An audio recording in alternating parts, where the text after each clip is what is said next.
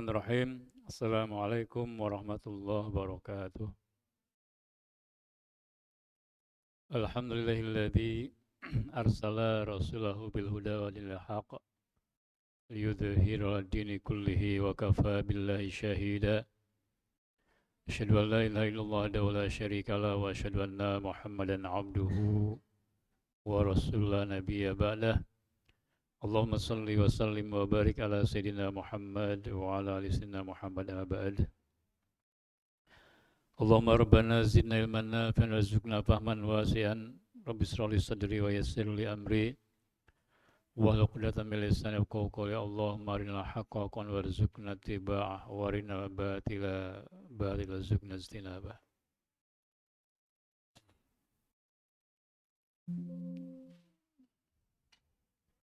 Al-Mukarramun wal Muhtaramun, para asatidzah, para orang tua wali santri, para wakif, para muhsinin, dan kaum muslimin yang mungkin hadir secara online pada kesempatan ini. Tidak lupa kepada para santriwan, santriwati, banat dan banin, santri, santriwan, santriwati Darun Nahdlatul Islam ya. Alhamdulillah pada kesempatan ini kita bisa bertemu kembali dalam kajian rutin.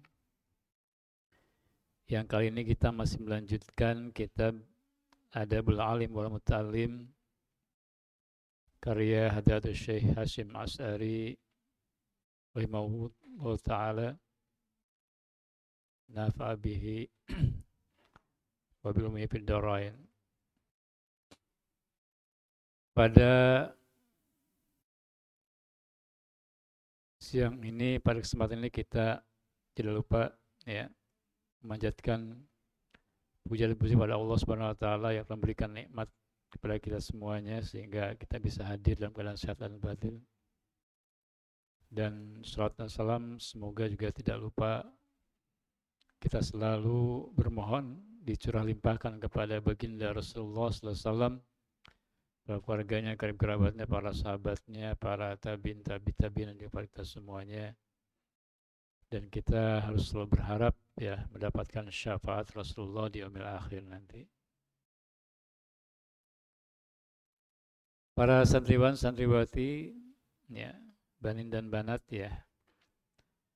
Pada kitab ini kita sudah menginjak ke halaman 283 ya, kalau di kitab yang Abi pegang di sini, yaitu masih tentang bab al-babus sabi, bab yang ketujuh, yaitu fi adabil alim ma'atalamidatihi, bab tentang adab seorang alim, seorang ulama atau seorang muallim, pengajar, guru, kiai ya, ustadz, terhadap murid-muridnya. Wafihi, dan di dalam bab ini sekali lagi dikatakan arba'atu asyara, ada 14 nau'an jenis minal adab, dari adab ya. Kemarin kita baru membahas poin 1 dan 2 ya.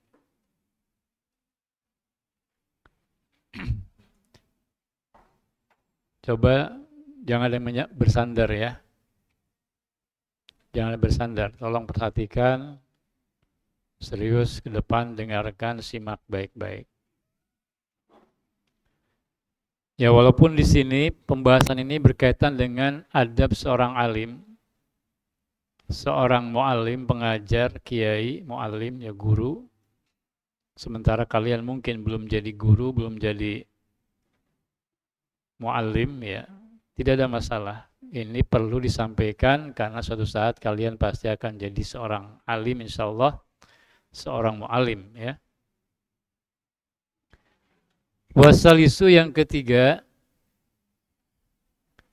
ayyuhibba, hendaklah cinta. Hendaklah seorang alim cinta atau mencintai litolibihi, kepada santrinya. Jadi jangan sedikit pun ada kebencian seorang alim, seorang guru kepada muridnya. Ya betapapun muridnya misalnya nakal dalam tanda kutip, betapapun selalu bikin masalah, tetap dasarnya adalah cinta.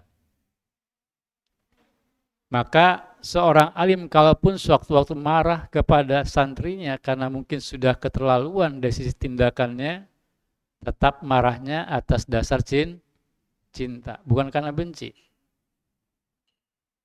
Ya.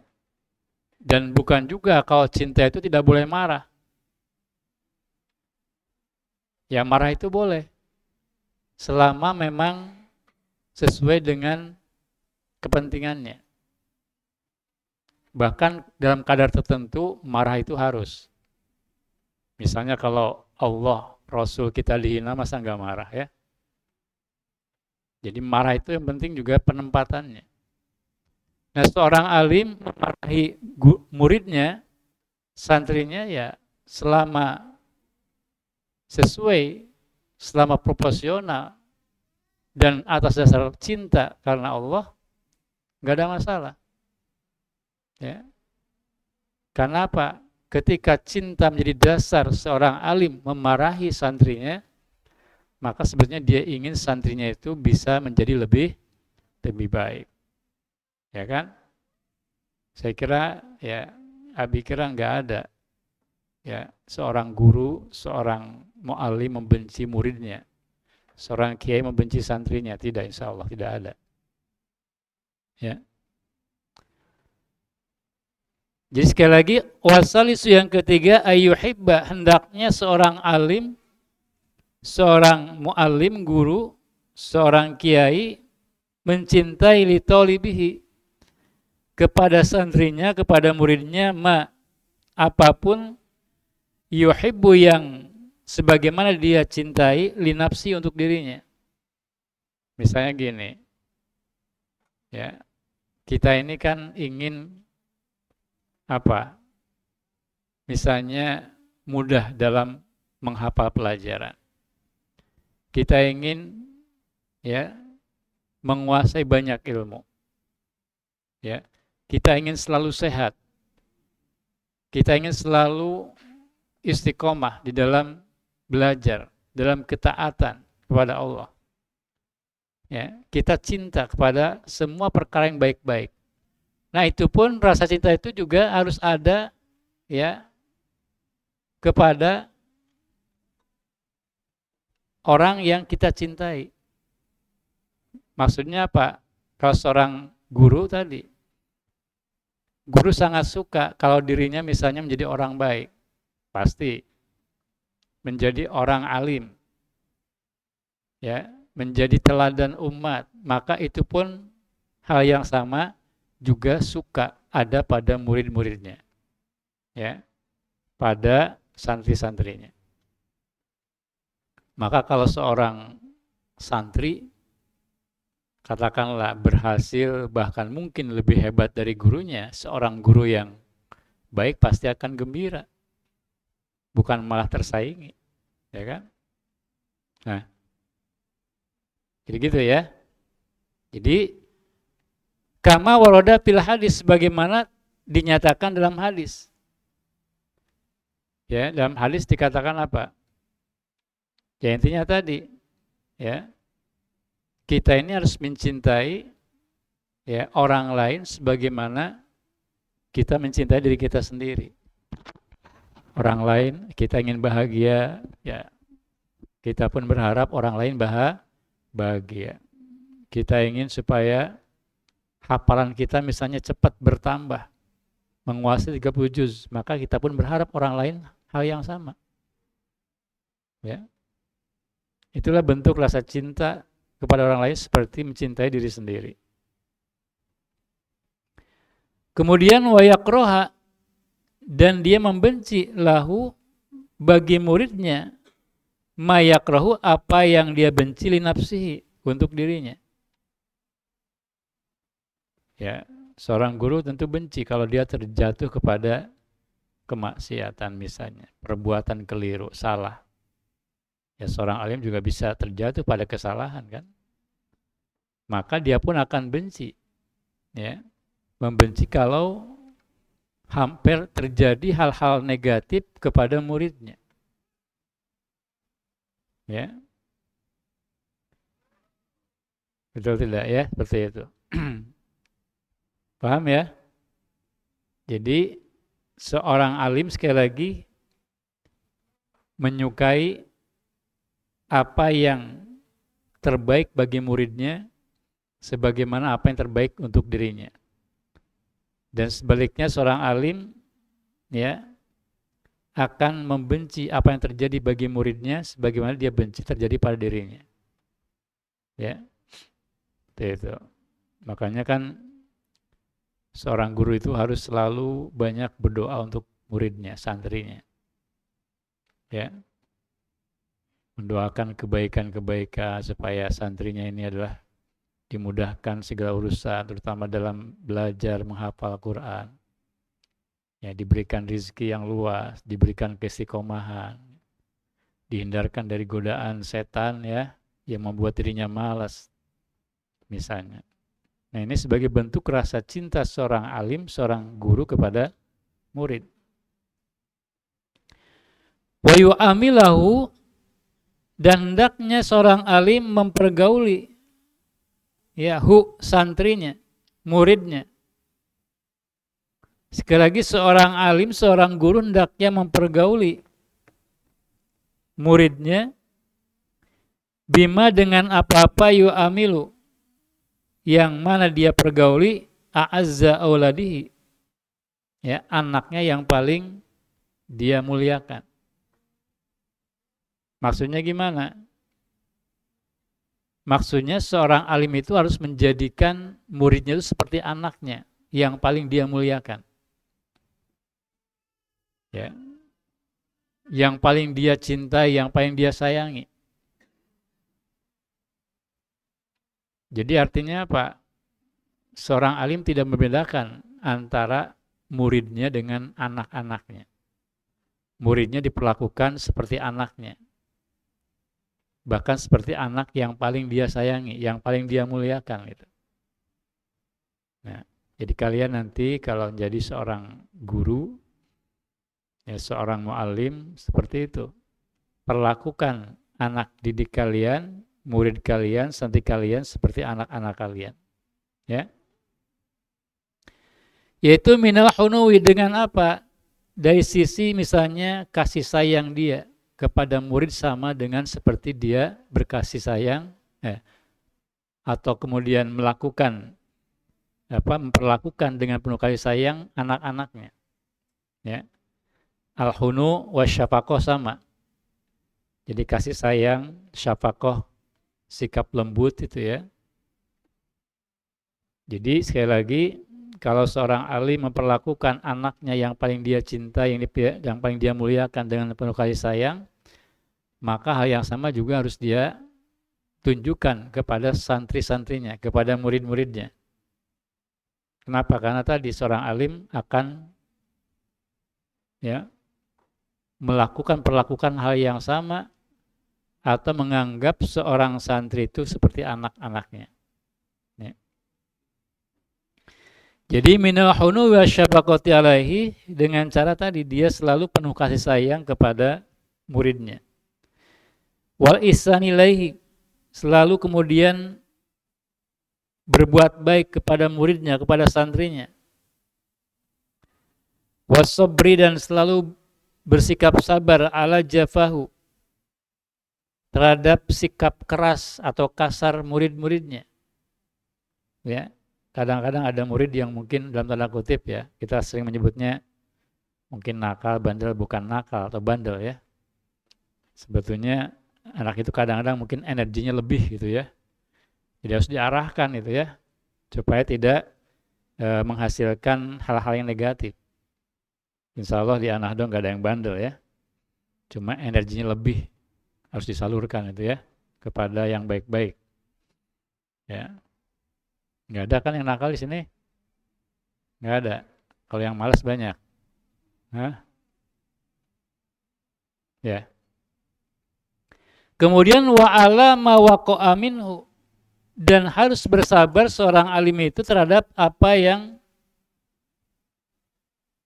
berlaku ya atau terjadi min naqsin dari kekurangan siapa muridnya. Muridnya mungkin ada yang lambat dalam menghafal. Ya, ada yang kemudian kalau ngaji ya di majelis ilmu itu ngantuk aja mulu, ya. Setiap masuk ke majelis ilmu ngantuk misalnya. Gimana solusinya kalau sedang belajar ngantuk? Ya, biasanya langsung kita baca doa akhir majelis, langsung tuh pada bangun lagi ya. Betul nggak?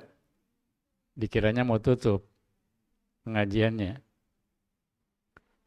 Nah, jadi kalau ada kekurangan pada murid-muridnya, ya mungkin tadi agak malas, kadang-kadang nggak disiplin, kadang-kadang misalnya apa, akhlaknya kurang misalnya, sabar, ya.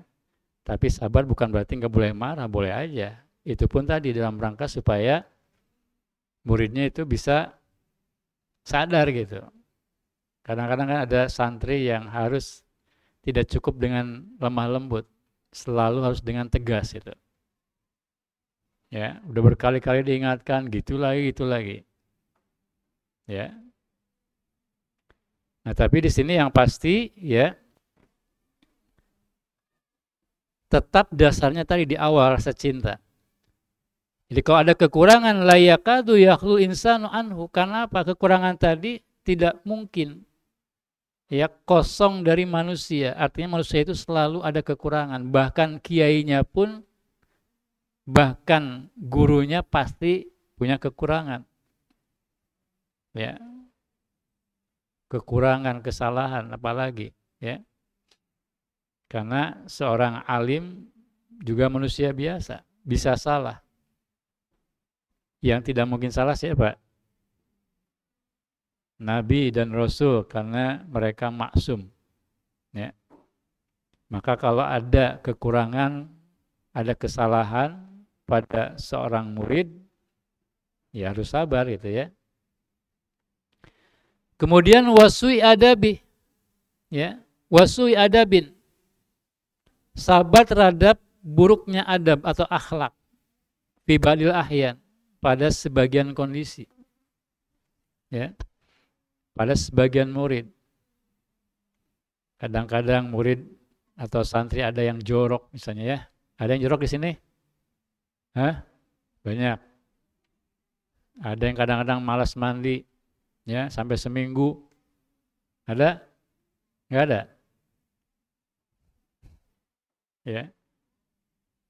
Nah, ini sabar ya, seorang alim harus sabar, tapi tentu harus selalu terus mengingatkan.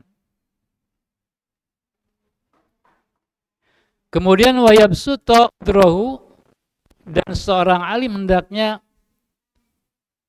meluaskan apa udrohu, jadi rasa maafnya, pemaaf, bersikap pemaaf lah ya, tidak kemudian jadi pendendam. Jadi kalau ada muridnya berbuat salah keliru ya mudah untuk memaafkan. Bihasbil imkan, ya sejauh mungkin mudah memaafkan. Bahkan seandainya murid melakukan kesalahan yang fatal. Ya. Tapi sekali lagi, tentu prosedur yang lain juga setempuh. Misalnya bukan berarti sabar tidak boleh memberlakukan hukuman. Justru hukuman itu penting. Sebagai bentuk apa? Takdib. Mendidik. Ya supaya santri itu kapok berbuat salah. Ya, jadi sabar, satu sisi harus sabar, tapi juga di sisi lain harus tegas misalnya. Ya.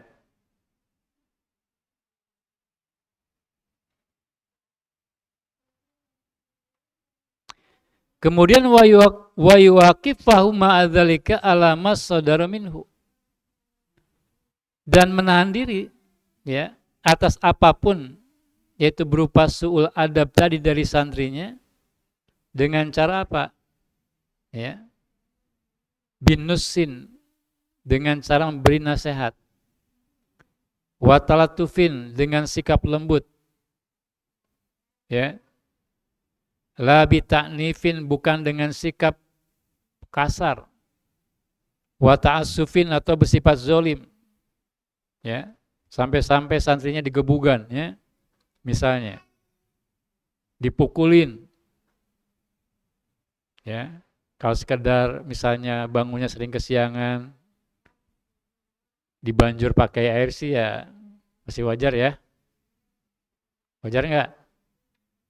Wajar ya. Apalagi kalau nggak salah kita udah bikin perjanjian terutama kepada para santri banin, ya, kalau dibangunkan tidak bangun-bangun ya disiram pakai air. Ada nggak yang pernah dipukuli di sini sama ustadznya? Ada nggak? Nggak ada kan? Ya, karena kita di sini nggak boleh main kekerasan fisik.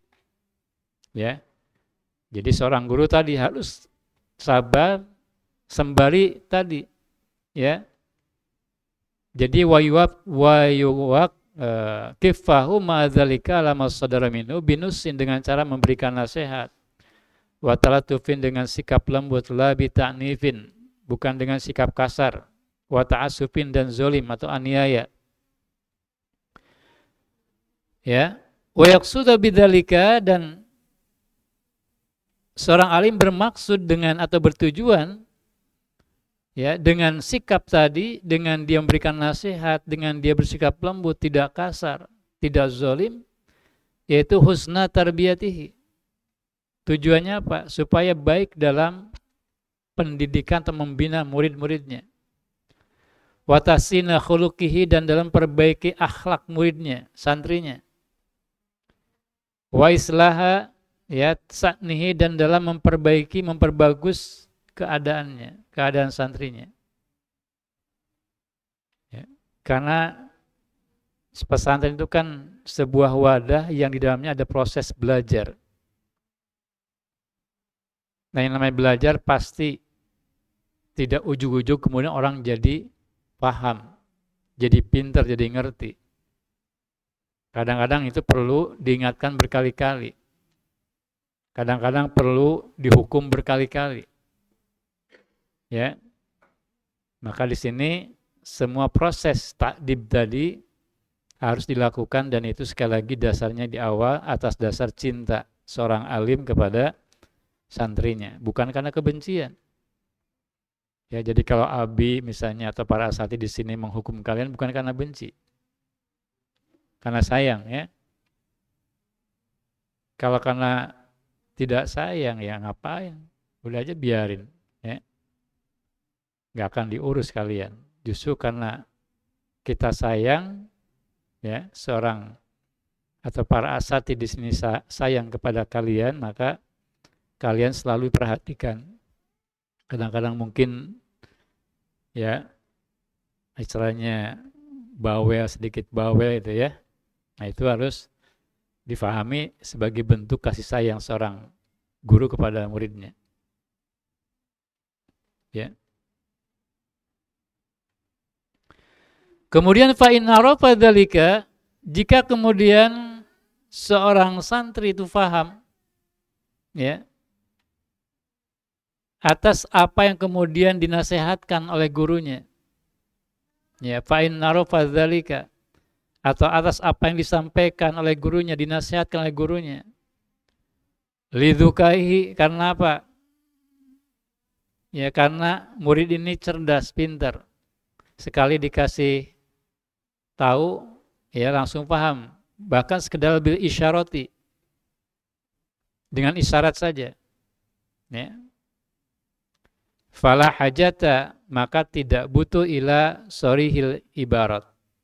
Ya, tidak butuh penjelasan dengan ungkapan yang jelas. Ya. Kalau seorang murid yang cerdas ketika ribut misalnya, gurunya apa? Nempelin ini aja di sini. Ya. Udah langsung paham, berhenti. Kalau cerdas, ya. Tapi kalau muridnya tidak cerdas, harus istilahnya dijelaskan sejelas-jelasnya. Itu pun kadang-kadang tetap aja berulang lagi, ribut lagi misalnya. Ya. Tapi kalau murid yang cerdas dengan isyarat saja, itu harusnya sudah paham. Wa illam yafham, dan jika tidak paham siapa seorang santri tadi dzalika terhadap isyarat gurunya, illa bisoriha, ya illa bisoriha, kecuali dengan gurunya menjelaskan secara detail, atabi, maka ya gurunya harus menjelaskan. Ya. Warai tadriz wa talatufi. Kemudian juga seorang alim harus ya melakukan secara bertahap gitu ya, dalam penyampaian pelajaran, dalam memberikan nasihat secara bertahap. Ya. Jangan sampai murid baru melakukan sekali kesalahan langsung dihukum misalnya. Dinasehati dulu ya. Dikasih peringatan dulu. Kalau terus berulang mungkin tadi dihukum itu ya. Dan hukumnya pun itu bukan hukum yang membuat santri itu sakit secara fisik. Tadi dipukul misalnya. Jadi pukulan itu adalah pukulan dalam konteks takdib, mendidik ya.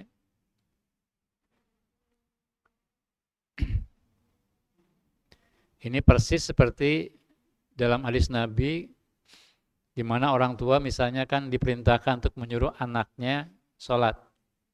Ya, ketika usia 7 tahun. Ketika 10 tahun anak belum sholat, maka seorang orang tua, ayah misalnya, berhak memukul anaknya. Tapi tadi pukulan yang tidak membuat luka. Pukulan hanya sekedar takdib, memberikan pelajaran. Ya.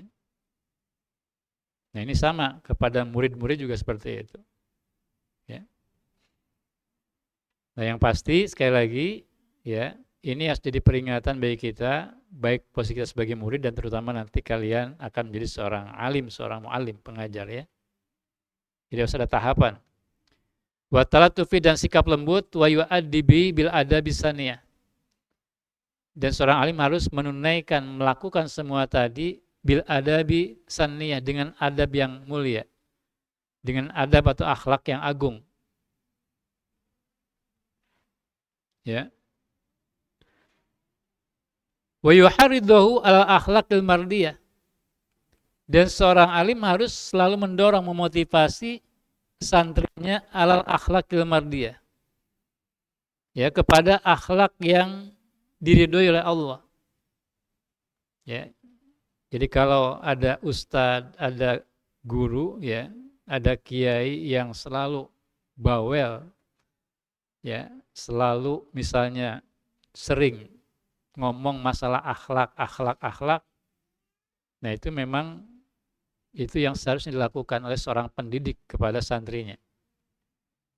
Ya.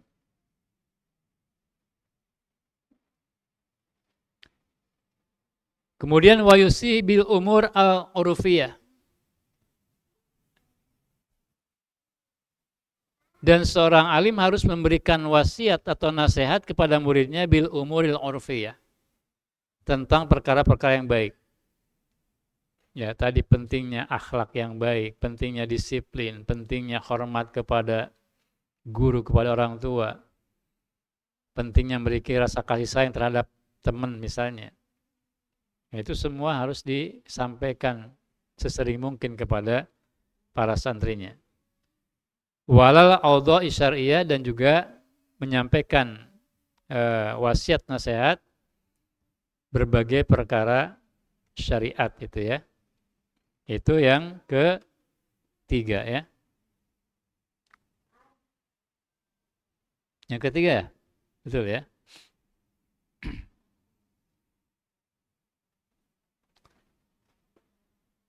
Kemudian warabi yang keempat,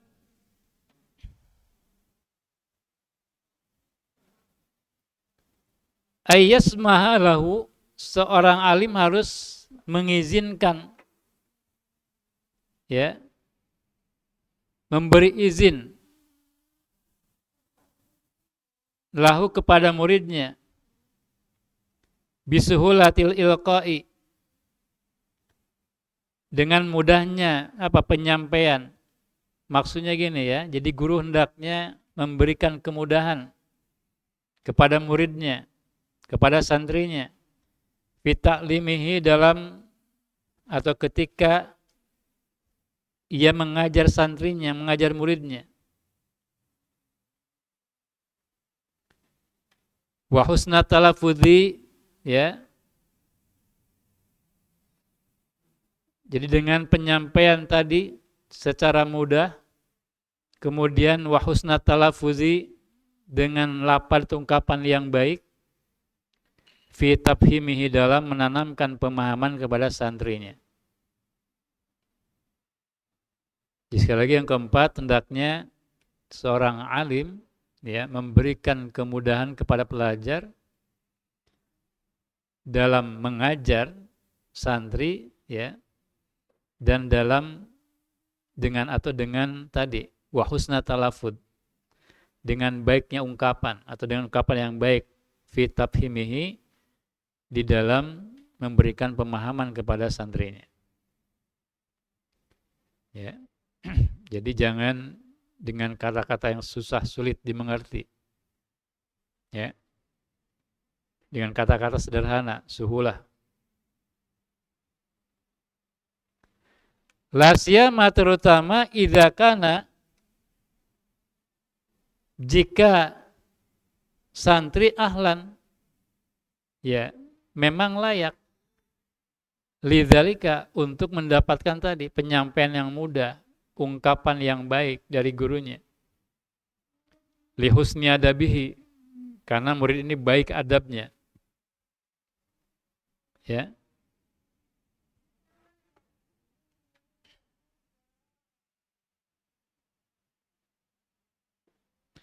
Kemudian wajudati talibihi, dan karena apa? Kesungguhan santrinya.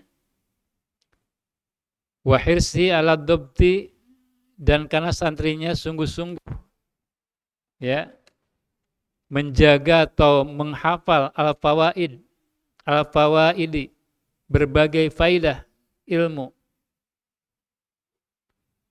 Wa hibdin nawadir, dan dalam menghafal pelajaran-pelajaran yang langka. Jadi maksudnya gini, di antara santri itu kan ada santri-santri yang mungkin ya pastinya yang punya perkara yang menonjol pada dirinya. Mungkin dia pintar, mungkin dia akhlaknya bagus. Ya, dia taat kepada gurunya, dia disiplin. Ya, pokoknya dia santri yang baik lah, yang hebat.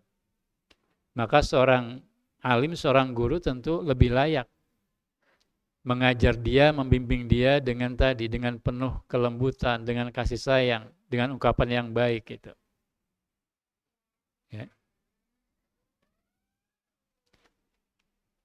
Wala yudzakhira anhu, dan tidaklah atau tidak boleh seorang alim menyimpan ya anhu dari murid, atau menyembunyikan min anwa'il ulumi, berbagai jenis ilmu, ma yas'aluhu, apa yang memang ditanyakan oleh murid kepada dirinya, kepada orang alim tadi. Wa huwa ahlun lahu, sementara ya seorang alim ini memang punya kemampuan untuk memberikan jawaban. Ya. Jadi kalau ditanya dan seorang alim tahu jawabannya, ya jawab aja. Nah cuma kadang-kadang nanti mungkin ada perkara-perkara yang kadang-kadang kalau dijelaskan malah tidak paham karena belum saatnya dijelaskan. Ya. Contoh misalnya, kalau ada santri bertanya tentang misalnya aspek balagoh dari satu ungkapan, misalnya ayat Al-Quran. Ya. Sementara kalau dijelaskan itu malah bikin rumit. Kenapa? Karena pelajaran balagohnya belum disampaikan. Bahkan bahasa Arab pun nausorobnya belum mengerti. Nah ini tentu akan menyulitkan gitu ya. Maka bukan dalam rangka menyembunyikan ilmu, tapi nanti seorang alim akan secara bertahap menyampaikan ilmu. Karena ilmu itu memang harus diajarkan secara bertahap. Tidak boleh seorang santri baru belajar dikasih ilmu yang langsung level kitabnya kitab besar misalnya ya. Gitu. Ya, tapi di sini sebutkan intinya jangan menyembunyikan ilmu. Jadi kalau ditanya jawab, jangan enggan menjawab. Li'anna dzalika, karena kalau kemudian seorang alim ditanya tidak jawab, berubama ya yuwahisu sadra. Kadang-kadang membuat santri gelisah, ini kenapa ya? Kiai saya ditanya kok enggak jawab-jawab gitu. Kadang-kadang jadi was-was, apa saya yang misalnya salah gitu dalam bertanya, ya jangan sampai seperti itu. Ya. Kemudian waina fil qalba. Jadi membikin tadi hati pun tidak tenang. Wa yurisul wahsyata, ya, dan melahirkan tadi sikap bimbang. Tadi misalnya ada murid tadi saya bertanya kepada kiai, kok kiai nggak jawab-jawab ya?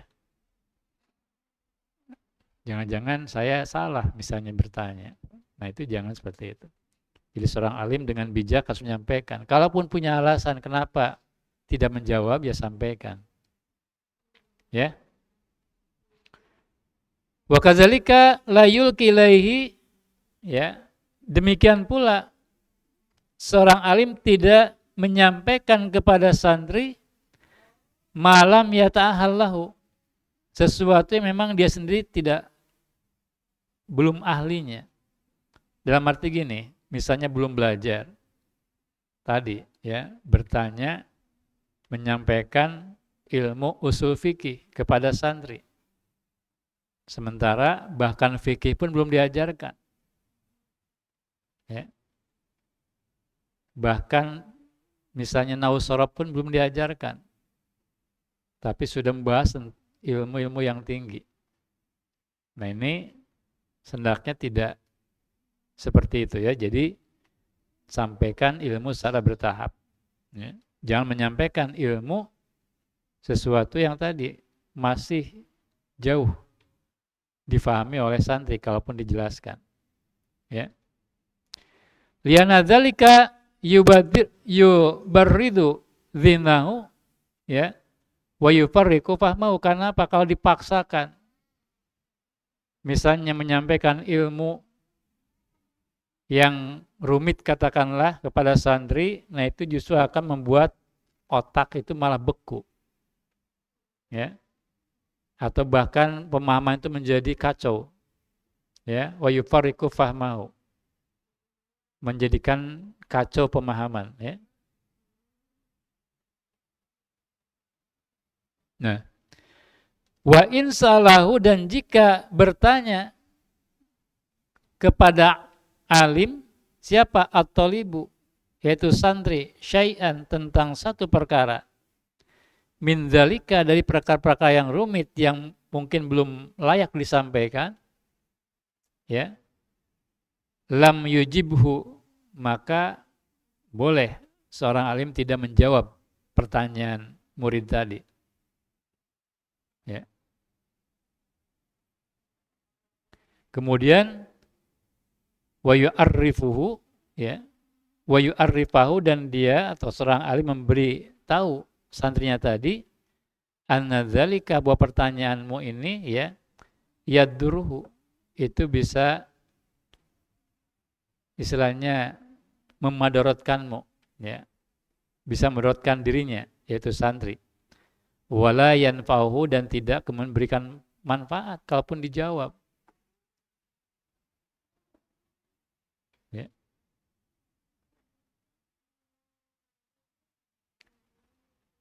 Wa inna manahu iyahu minhu lisyafaqati alaih. Jadi sesungguhnya penolakan seorang alim untuk menjawab pertanyaan santri, pertanyaan yang memang tidak perlu dijawab tadi atau belum saatnya dijawab, lisyafaqati alaihi, ini semata-mata karena justru sayang kepada santrinya.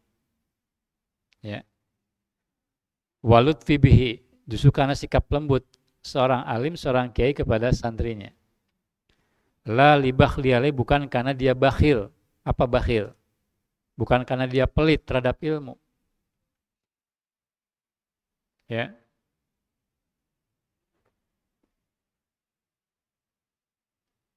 Nah, jadi sekali lagi penyampaian ilmu itu ada tahapan-tahapannya. Dari mulai yang paling rendah, menengah sampai level yang tinggi.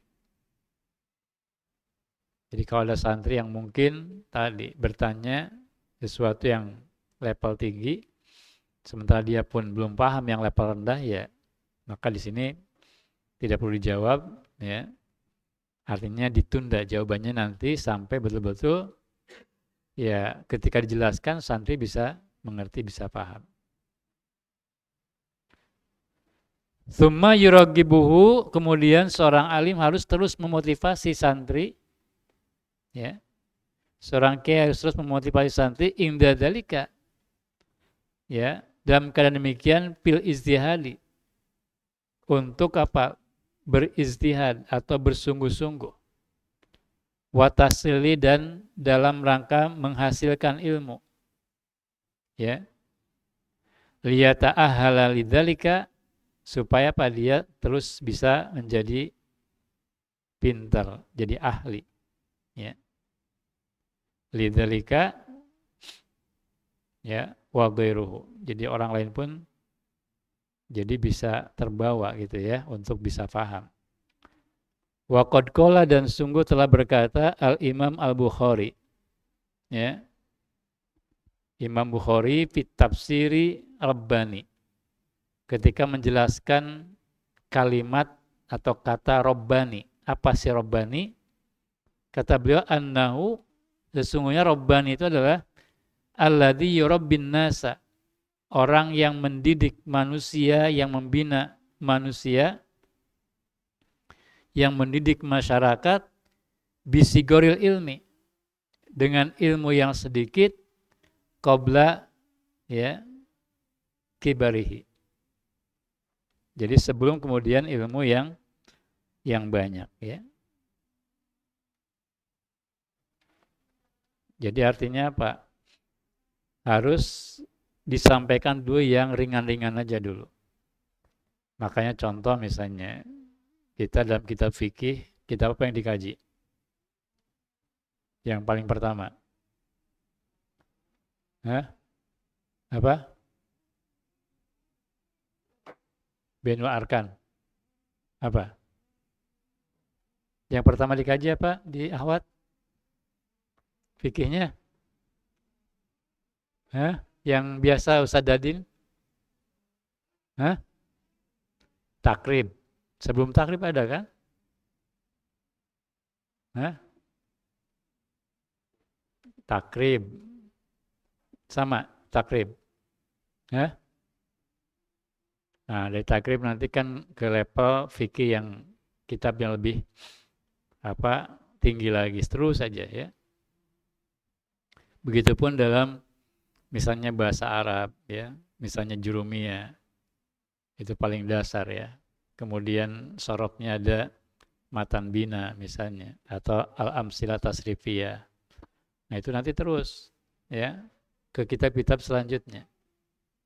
Jangan misalnya tiba-tiba santri baru belajar bahasa Arab langsung diajarkan kitab Alfiyah. Nah, tentu rumit gitu ya. Maka di sini kata Imam Al-Bukhari, seorang alim yang rabbani, yaitu orang yang mengajar manusia, mendidik manusia, membina masyarakat, bisigoril ilmi, pertama dengan ilmu yang sangat sederhana, ya. Baru ilmu-ilmu yang kompleks, yang rumit, itu yang berat. Itu ya.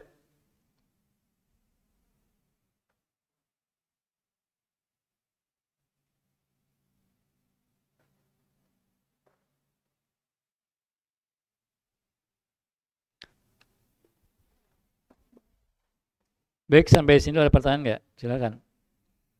Dikembalikan dulu sementara ke pengatur acara, ya. Jadi baru 2 poin, poin yang ketiga dan keempat, ya. Terima kasih kepada guru kita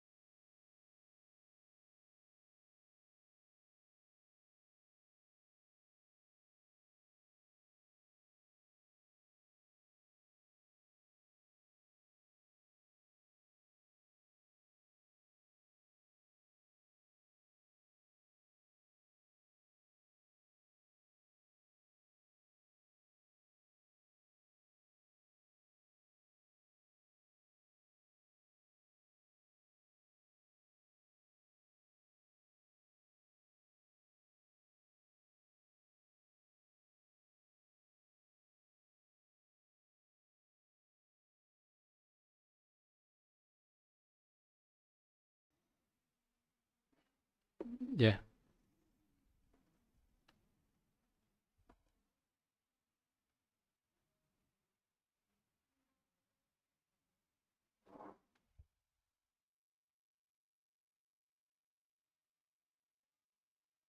Ya. Nah, ini mungkin lebih pas ya, pertanyaan pertama ini berkaitan dengan ya kita sebagai santri ya. Jadi apa yang harus dilakukan jika kita terkadang sedang malas? Ya, malasnya kadang-kadang atau kadang-kadangnya sering atau enggak? Ya. Jadi moodnya sedang turun, ya, berarti harus dinaikkan ya. Ya, baik, nggak apa-apa ya, walaupun ini tidak berhubungan langsung dengan poin yang disampaikan. Jadi malas itu memang pasti akan apa istilahnya pernah lah kita alami, bahkan tidak hanya sekali, kadang-kadang mungkin sering berulang. Pertama kita harus mengingat kembali tujuan kita. Buat apa sih kita mondok di sini?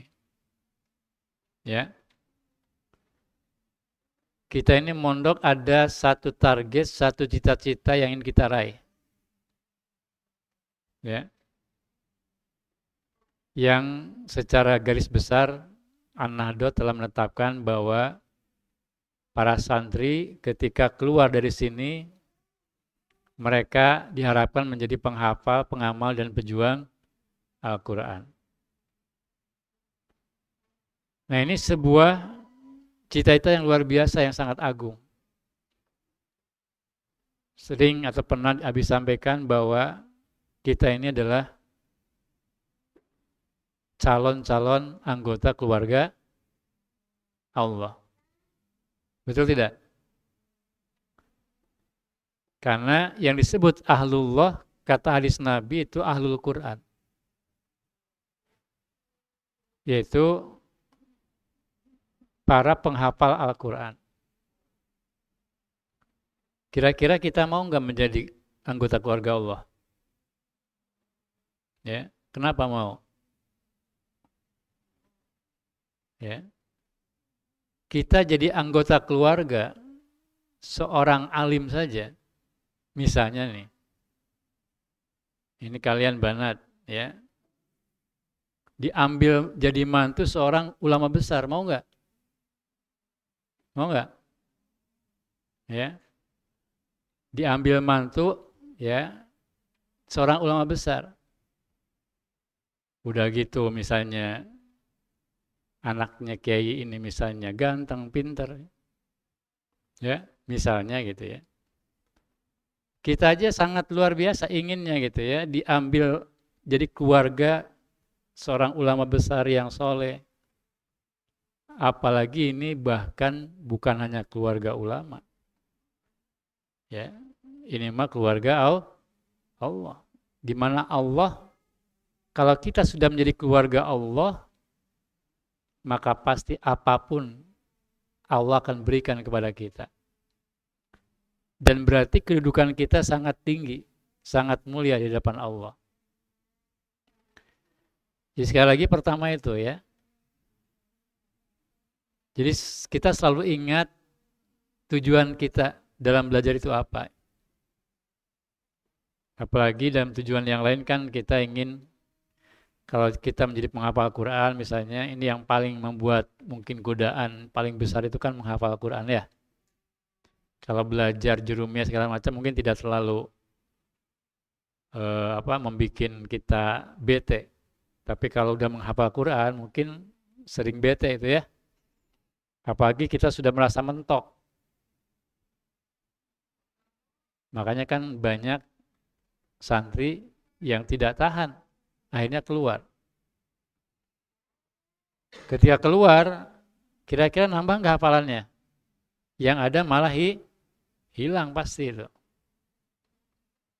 Makanya ketika ada rasa malas belajar, pertama tadi kan tujuan kita, yang kedua malas itu tidak mengubah apapun. Betul tidak? Ketika kalian malas murojaah, itu tidak akan mengubah apapun. Tidak kemudian menjadikan kalian tambah hafalannya, tambah pintar, enggak. Betul tidak? Karena yang bisa mengubah diri kita menjadi pintar, bertambah hafalan ketika kita rajin. Nah kalau malas ya gimana? Yang pasti hanya membuang-buang waktu.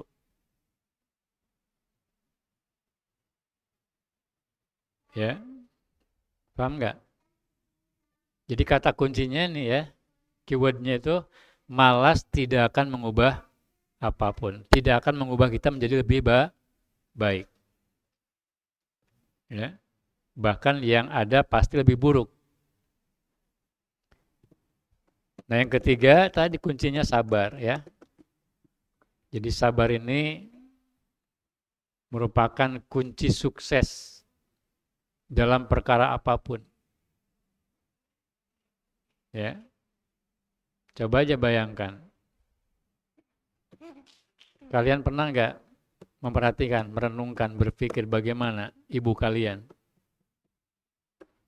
Kalau tidak sabar, mengandung kita 9 bulan coba. Kemana-mana, ya, bayi yang dalam perutnya dibawa kemana-mana. Bekerja, dibawa ke pasar, dibawa misalnya kerja, dibawa nyuci, di rumah dibawa nyapu, dibawa ngepel. Nggak pernah misalnya, seorang ibu mau kerja, bayinya disimpan dulu dalam perutnya, ditaruh dulu, nggak bisa kan? Kemanapun dibawa, ya.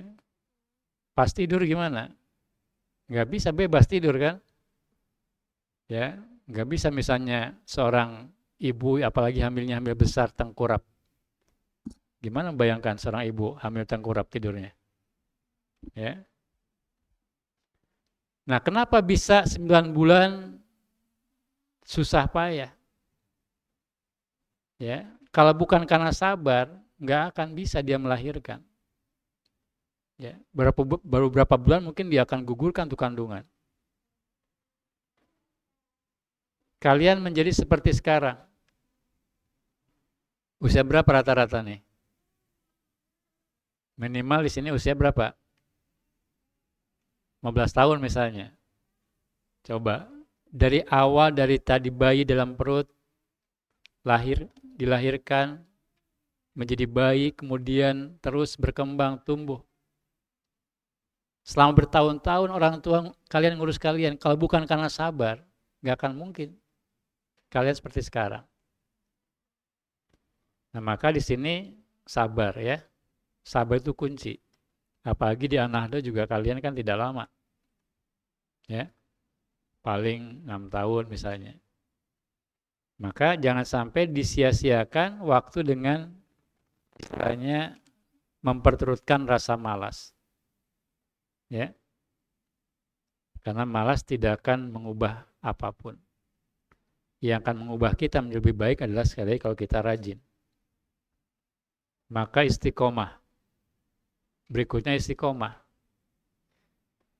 Karena kata ulama al-istiqomah khairu min alfi karomah. Istiqomah itu lebih baik daripada 1000 karomah, kemuliaan. Kalau kalian istiqomah, menghafal Quran, kalian jadi hafiz Quran. Dan itu sebuah kemuliaan yang luar biasa. Ya. Apalagi? Dan ingat selalu bahwa apa yang kita lakukan ini tentu sebuah amal yang sangat besar pahalanya di sisi Allah Subhanahu wa taala. Ya. Jadi kalian jangan sampai lihat kanan kiri ya. Lurus aja kalau sedang belajar. Jangan lihat teman kita misalnya enak banget ya di luar. Bisa main bebas, bisa main HP, bisa kesana kemari, ya ke tempat-tempat misalnya hiburan dan lain-lain, bersenang-senang. Nah itu yang kadang membuat kita malas. Ya, fokus aja. Karena sebetulnya apa yang kita lakukan insya Allah akan ada hasilnya bermanfaat. Tapi coba kalau waktu kita dihabiskan untuk main, gak mendatangkan kemaslahatan apapun ya. Saya kira itu ya, sebenarnya panjang mungkin harus kalau disampaikan semuanya ya. Tapi kuncinya tadi ingat kembali tujuan utama kita di sini untuk apa, ya, yaitu untuk menjadi penghafal, pengamal dan pejuang Al-Quran. Yang kedua tadi kita harus memiliki sikap sabar. Yang ketiga kita selalu paham bahwa malas tidak akan mengubah apapun, ya, bahkan akan merugikan kita. Yang berikutnya adalah istiqomah, ya, selalu istiqomah, karena istiqomah itu lebih baik daripada 1000 karomah. Wallahu a'lam. Baik, yang lain mudah-mudahan sih bisa difahami ya.